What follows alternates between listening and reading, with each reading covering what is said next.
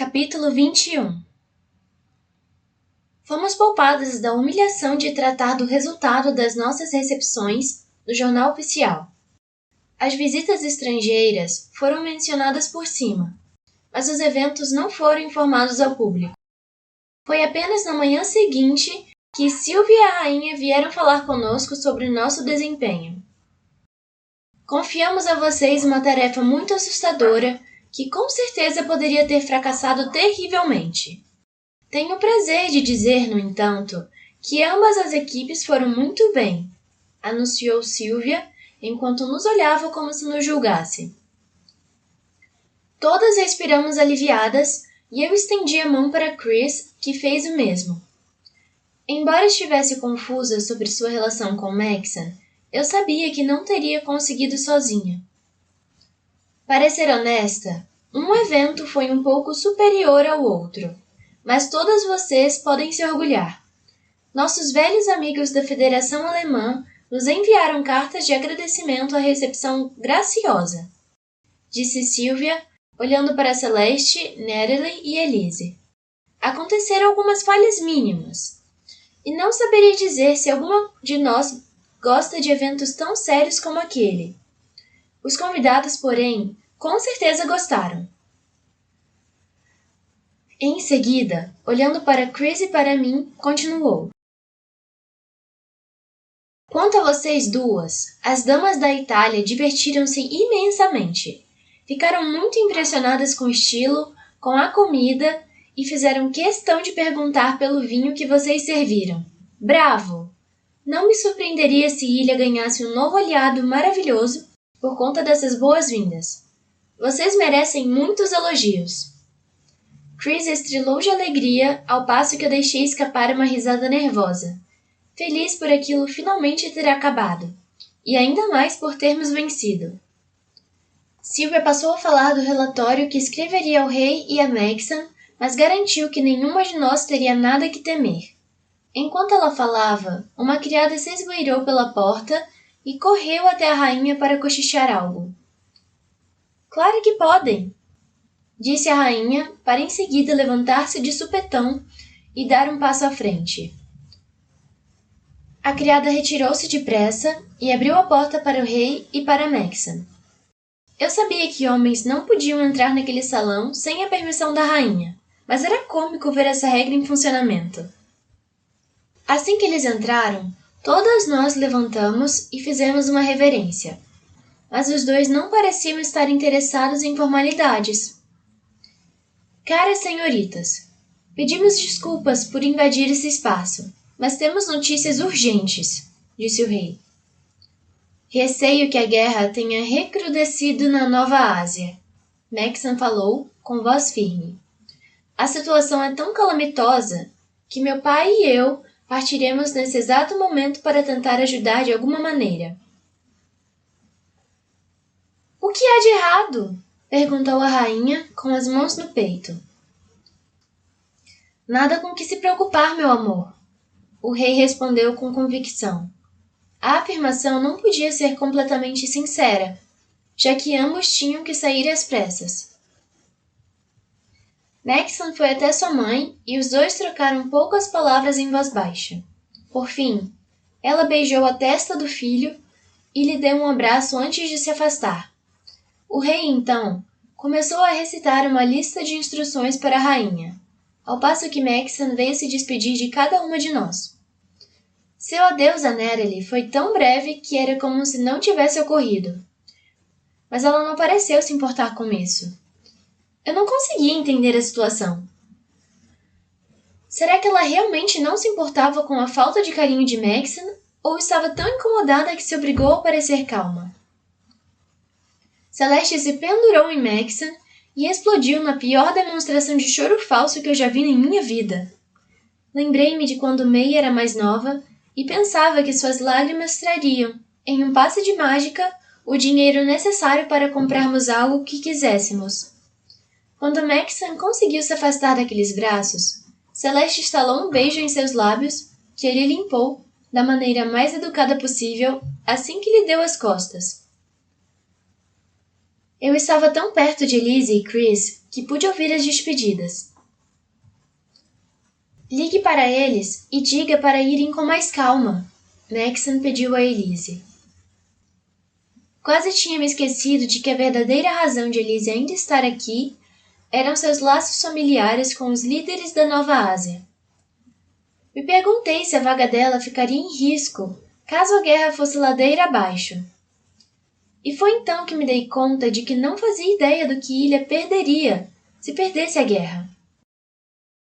Se você conseguir um telefone, falarei com os meus pais, prometeu ela. Maxon fez que sim com a cabeça e beijou-lhe as mãos para depois ir até Chris. Ela imediatamente entrelaçou seus dedos com o dele. Você correrá perigo? Ela perguntou baixo, e sua voz começava a tremer. Não sei. Em nossa última viagem em Nova Ásia, a situação não estava tão tensa. Não posso ter certeza dessa vez. A voz de Maxon era tão carinhosa que fiquei com a impressão de que eles já tinham falado sobre isso em particular. Chris levantou os olhos para o teto e suspirou. Nesse curto segundo, Maxon olhou para mim. Virei o rosto. Por favor, tenha cuidado, ela sussurrou. Uma lágrima corria por sua bochecha. Claro, minha cara. Maxon fingiu saudá-la como um soldado, o que a fez rir um pouco. Então ele beijou sua bochecha e falou ao ouvido dela. Por favor, tente distrair minha mãe. Ela fica preocupada. Ele se afastou para olhá-la nos olhos. Chris inclinou a cabeça sentindo e soltou sua mão. No instante em que perderam o contato físico, um tremor tomou conta do corpo dela. As mãos de Maxon se retesaram por um segundo, como se ele fosse abraçá-la. Em vez disso, ele se retirou e veio em minha direção.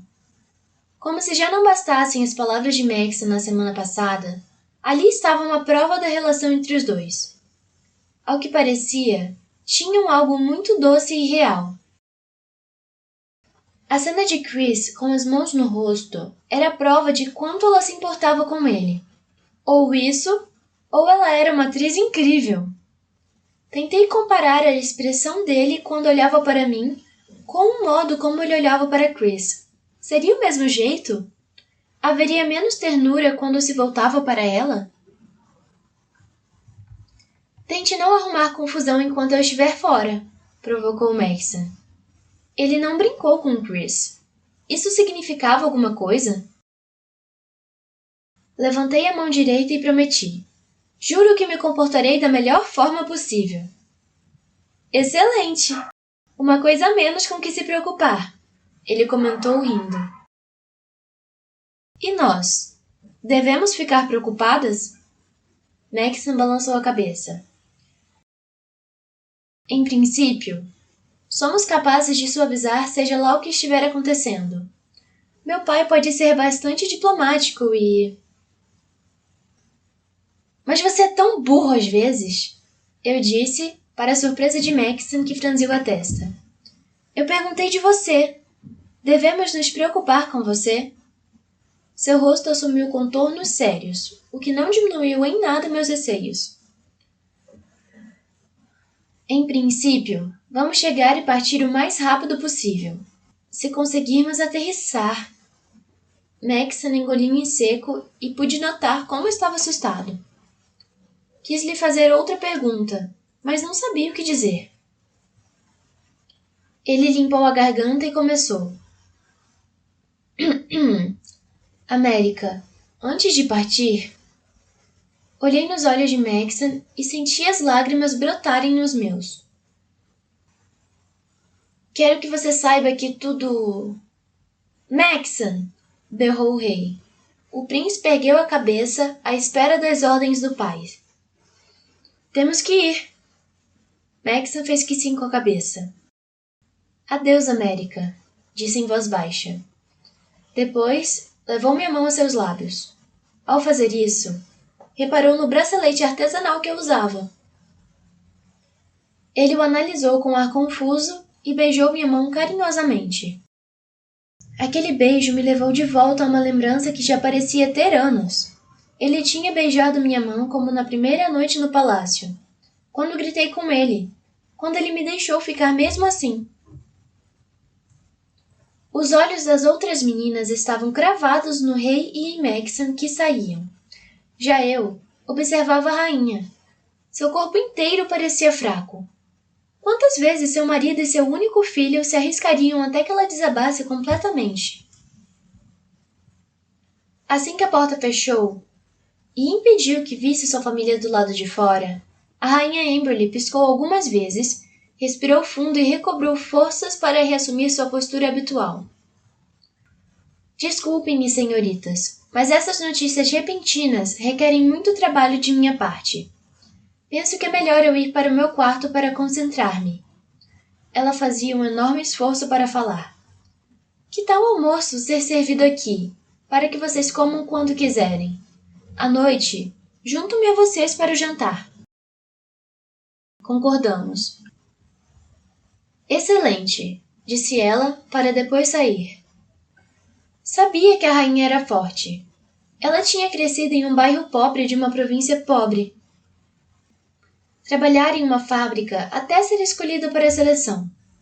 E depois, já no trono, perdeu uma gravidez após a outra antes de finalmente dar luz a um filho.